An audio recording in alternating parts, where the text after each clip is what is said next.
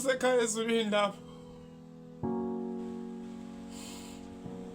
Bengicela ningikhulumise nomfowethu.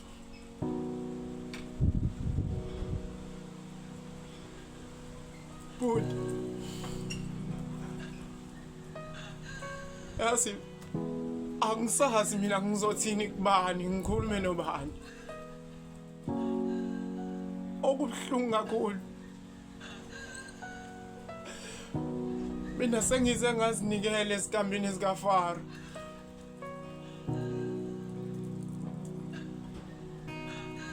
Bhuti, ngiyacela uma kwenzeka uthola isikhathi, cela ufike noma ingephupho lapha kumina.